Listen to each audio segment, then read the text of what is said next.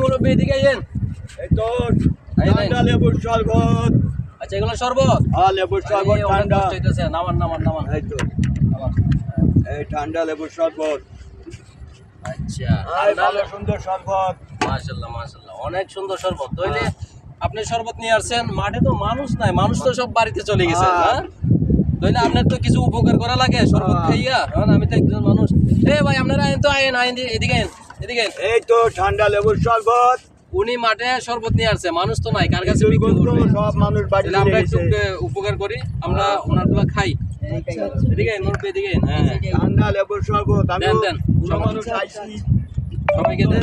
সব ইদিন গম বাড়ি চলে গেছে। ভাই আপনি খাওয়াইতেছেন? হ্যাঁ আমি খাওয়াইতেছি, সবাই খান।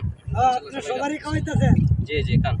মানে ওনার একটু উপকার হইলো, আসলো ওনারও বেচা হইলো, আমরাও গলা খাইছি বেচা কেনা নাই। না সবার জন্য দেন না, বিসমিল্লাহ। লাগি লাগছে সব পুরি ভাই। এলা খাসা না।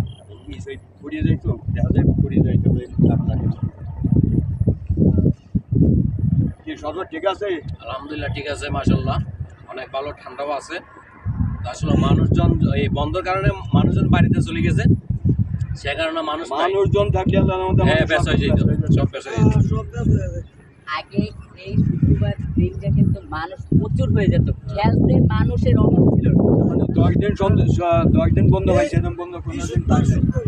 এই দুই দিন এইভাবে বন্ধ কোনো দিন পায় নাই। ফজরের কালে আইয়া পুরো মাঠ ভরে যায়।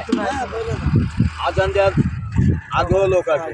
হ্যাঁ, খালি এই জায়গা না, ওই কলসি দিঘির পারও আমি যেতাম। ব্যবসা জিনিস হালাল। দেখেন আপনি যেটাই করেন, এই আল্লাহ তাআলা বলছে কোন কাজে জান্নাত নাই, তবে সঠিকভাবে যে ব্যবসা করে যাবে তার জন্য জান্নাত আছে।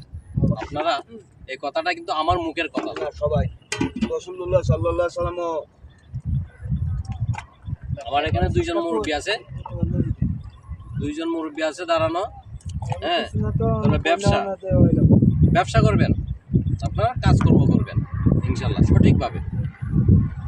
কাজের ভিতরেও ফাঁকি দিলি সে কাজে কোনোদিন সফল হবে না এবং তার কাজটা সঠিক হইল না।